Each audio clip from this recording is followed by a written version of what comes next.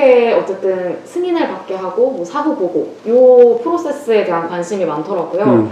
이게 근데 어떤 구체적인 배경 때문에 이러한 법안을 발의하시게 됐는지 좀 의원님만의 발의 배경이 있으실 것 같아서 이거 먼저 좀 여쭤보겠습니다. 감사원은 기본적으로 행정기관, 정부기관, 지방자치단체, 공공기관 등등의 업무를 그 기강을 잘 관리하고 또 효율적인 어떤 행정 운영을 할 수 있도록 그런 또 하고 부정과 비리가 개입할 수 없는 그런 처지를 만드는 것이 굉장히 주요한 업무라고 생각합니다. 그러면서 소위 말해서 공직자들이 효율적으로 이 업무를 처리하는 그런 어떤 기준들을 잡아주는 거라고 생각합니다. 감사원이 지금 이제 특히 우리 윤석열 정부 들어가지고 지난 정부의 주요 정책을 중점적으로 감사를 하고 있어요. 맞아요. 그것은 여러 가지 뭐 인사라든가 여러 가지 회계라든가 이런 걸 빙자하고 있지만 정책 감사예요. 정치 감사죠. 네, 정확히 표현하셨어요. 이 정책이라고 하는 것은 서로 입장이 어느 정보다 좀 다를 수 있지만 또 단체장도 마찬가지예요. 기관장도 마찬가지죠. 자기들이 법적인 어떤 기준 하에서 이 자기 정책을 펼치는 데 있어서 거기서 창의적이고 능동적인 어떤 그런 정책들을 통해 가지고 국민들의 행정 수요에 부응하는 거 아니겠습니까? 그런데 이 정치감사, 정책감사는 이런 공직사회의 창의성과 능동성을 철저히 말살해버려요. 이번에 이 감사원이 새 정부 들어가지고 각종 탈원전 정책이랄까, 또 백신 수급이랄까, 뭐 북송 사건이랄까, 이런 정책 결정에 있어서 정치적인 책임을 묻는 것은 국회가 해야 됩니다. 그런데 감사원이 이 부분을 가지고 관련된 공무원들까지 다 조사해서 지난 정권의 여죄를 추궁한다면 어떤 공무원이 소위 말해서 그런 능동적이고 적극적인 정책을 하겠으며 심지어는 이 소위 말해서 상급기관이랄까 정부의 소위 말해서 지시를 이해할 수 있겠는가. 아마 이 감사를 받은 대부분의 이 공무원들은 철두철미하니 복지부동으로 자기들을 연명할 거다 생각합니다. 뭐 마찬가지로 지금 지난 정부에서 임명한 그런 그 전현희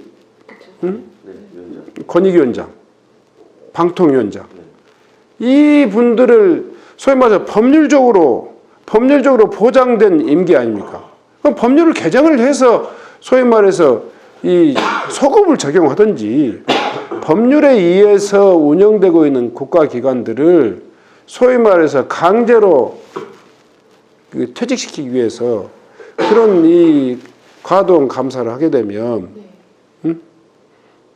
어떤 공공기관의 임직원들이나 그런 어떤 국가 공무원들이 이 일을 할 수 있겠습니까? 그래서 저는 이 문제에 있어서는 국제적으로도 이제 감사원이 여러 가지 유형이 있는데요. 대개는 국가의 감사 기관은 주로 회계감사에 거의 한정되어 있습니다.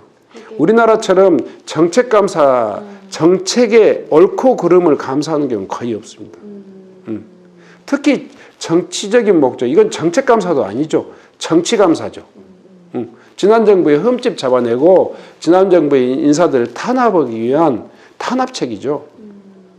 이런 감사원은 감사원의 존립 의무를 현재 위협하고 있다고 생각합니다. 제가 국회 사전보고와 사후 결과보고를 하라. 그리고 정책의 그 옳고 그름을 감사하는 것은 제한하라. 감사원의 중립성을 명기하는 이 법안을 낸 것은 이러한 그 감사원의 어떤 그 기본적인 어떤 존립 의무를 다시 한번 재정립하자는 것이고, 그로 인해서 이런 정치감사라든가 권한의 남용에 의한 공직사회의 어떤 그 뭔가 이 그 뭡니까 뭐라고 표현해야 되나? 위축 내지는 복지부동, 무사안일. 이건 전 국가적으로 손해죠, 손해. 이런 입법부랑 감사원의 이런 문제가, 그러니까 입법부를 통해서 계속 승인을 받고 사후 보고를 할 수밖에 없는 이 프로세스가 감사원의 독립성을 저해할 수 있다라는 우려 또한 있어요. 얼마든지 정기감사, 거의 감사원의 대부분을 차지하고 있는 행정기관에 대한 정상적인 감사는 우리한테 그렇게 사전 사후 보고라고 이야기하지 않습니다. 특별 감찰에 한해서 그런 규정을 신설함으로써 권한의 남용을 막자는 것이지 감사 못하게 하는 거 아닙니다. 그 일부의 특별한 사유를 가지고 이 법안을 폄훼하는 것은 감사원이 앞으로도 여전히 현재와 같은 정치감사 하겠다, 정권의 도구로 전락해 나가는 이런 위험성들을 방치하겠다, 말이 안 되는 거 아닙니까? 제일 참 아이러니했던 것은 최재형 감사원장. 네, 말씀하신 거 봤어요. 바로 하더라고요. 감사원의 정치적 중립을 그렇게 강조하셨던 분이, 감사원을 가장 정치적으로 가장 잘 활용했던 분이 이 문제에 대해서 다시 감사원의 그 중립을 이야기하는 것은 저로서 참 국민들이 봤을 때 어떻게 생각했을까요? 안타깝죠? 여러 의미로 안타깝다. 어느 도단이죠.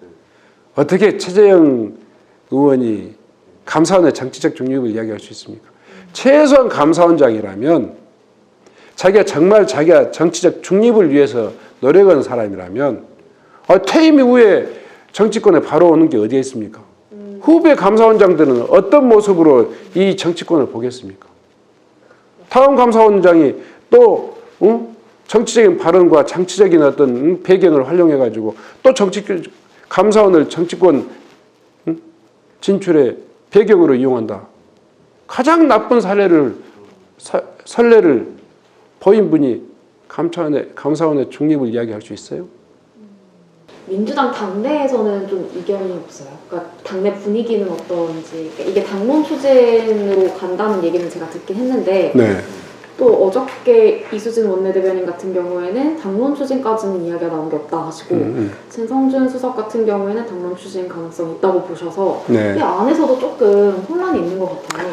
이 문제는 사실은 좀 윤석열 정부 하에서 감사원이 이제 한도를 넘어버린 상황이기 때문에, 물론 감사원이 정치적 여풍을 탄 적이 한두 번은 아니었습니다만은 이렇게 과도니 이렇게 노골적으로 이런 부분에 있어서는 반드시 견제하고 그 안전장치를 마련해야 되겠다는 것이 우리 원내 그 대표단의 어떤 이 확고한 그런 그 신념입니다.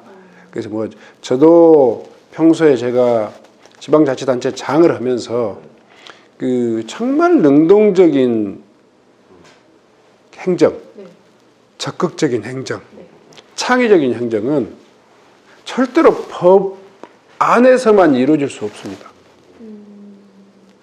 새로운 혁신과 새로운 변화와 창의라고 하는 것은 법의 테두리에서 끊임없이 충돌하는 지점이 있습니다.